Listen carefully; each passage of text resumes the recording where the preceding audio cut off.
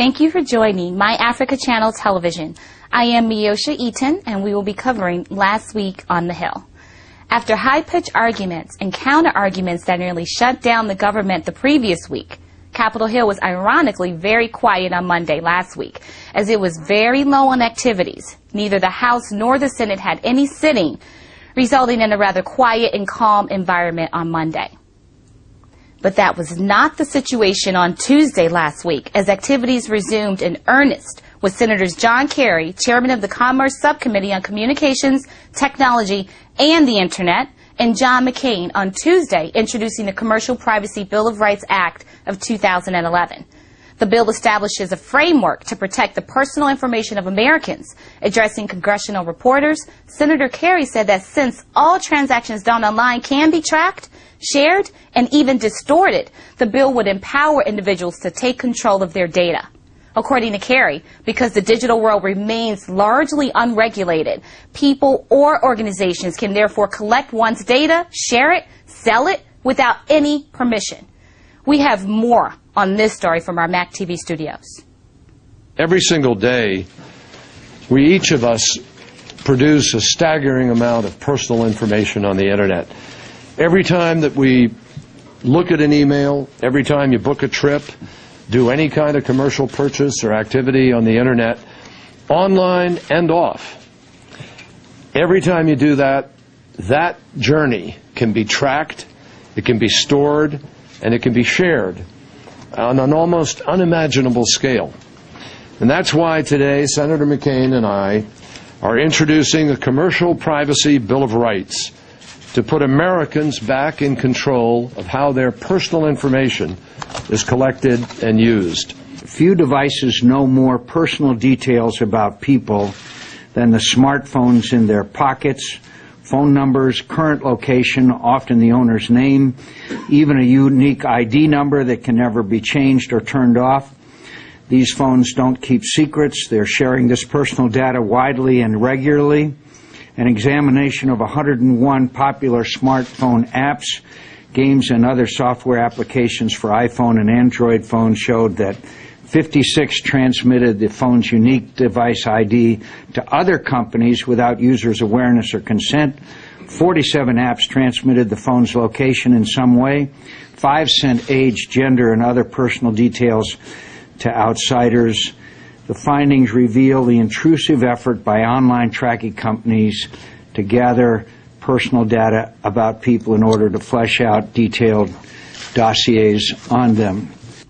President Barack Obama's speech on last Wednesday, laying out his budgetary goals, reignited spontaneous reactions from congressional Republicans on Wednesday, thus bringing back the usual Bosphorus situation that has characterized the Hill in recent times.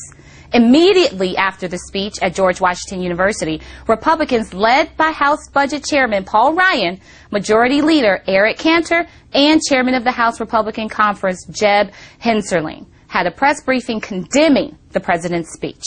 Their reaction ranged from that of disappointment to accusing the president of politicking. Mactv was at the briefing and captured some of these tense moments. This was not a speech designed for America to win the future. This was a speech designed for the president to attempt to win re-election. I'm very disappointed in the president. I was excited when we got invited to attend his speech today. I thought the president's invitation to Mr. Camp, Mr. Hensarling, and myself was an olive branch. Instead, what we got was a speech that was excessively partisan, dramatically inaccurate, and hopelessly inadequate to addressing our country's pressing fiscal challenges. The president's proposal is not a comprehensive fix. It doesn't address the entitlement programs. And the only concrete thing he came out with today was to raise taxes. Again, this is the tired old way of waging class warfare, pitting one piece of society against the other. Speaker Boehner followed up with condemnation of the president's speech on Thursday that week, arguing that the president did not address causes of deficit and also frowned on the planned formation of another commission by the president when, according to him, the first commission was not put to use. We have more on the speaker's position from our studio. I think the president heard us loud and clear. If we're going to resolve our differences and do something meaningful, raising taxes will not be part of that. However, before Speaker Boehner could finish stating his position on Thursday, the Congressional Black Caucus, led by Congressional Emanuel Clearer, in another press conference, introduced what they called an alternative budget. The Congressional Black Caucus dismissed the Republican budget proposal by Paul Ryan, saying that it is anti-people and increases pains on the vulnerable people in the country.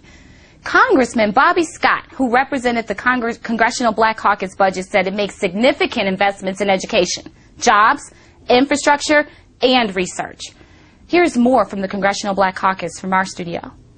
The Black Caucus has served this nation and in particular its constituency for over 40 years, and we have offered an alternative budget every year since 1981. Unlike the Republican budget, the CBC budget brings our deficit to 1.4% of GDP by 2015, reaching so-called primary balance, which is the goal of the President's Fiscal Commission earlier than the Commission itself.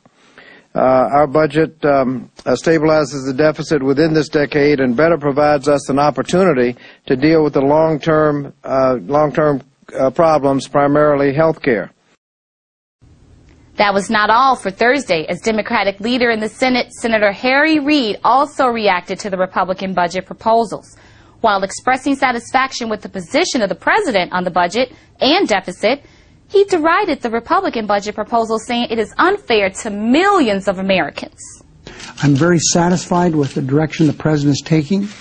He has been, he's cast a wide net, making sure that there's going to be some shared sacrifice, which is so very, very important to work our way through this budget problem that we have. While talks on spending and deficit took center stage on Thursday, the Foreign Relations Subcommittee on African Affairs had a hearing to review the president's $7.8 billion budget request for Africa, including bilateral and regional priorities for foreign assistance. Senator Chris Coons, subcommittee chair, said that the hearing will help inform the committee of the administration's program and resource priorities in sub-Saharan Africa. Mactv was at the committee hearing and now can provide you with those reports. We are making progress in terms of the development of democratic institutions in the continent. You are making investments, continue to make investments in democracy and governance. I see that Mr. Fine would like to add, as well as Ambassador Goosby, if I could just suggest in continuing answers to this question. We are looking at Botswana, Namibia, South Africa, Angola, possibly Nigeria, in the 5 to 10 year time frame, who will move very strongly into being able to sustain and support these efforts. A great deal of the progress that has been made today in the completion of the comprehensive peace agreement between North and South Sudan is a result of active and sustained U.S. diplomacy.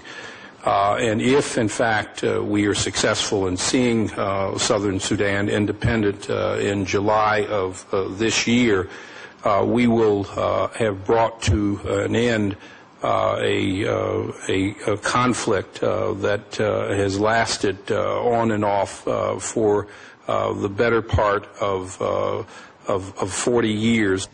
You have been watching My Africa Channel Television News. The entire My Africa Channel team thanks you. I am Miosha Eaton, and please follow us on Twitter at Mac_TV, as well as our website, www.myafricachannel.tv.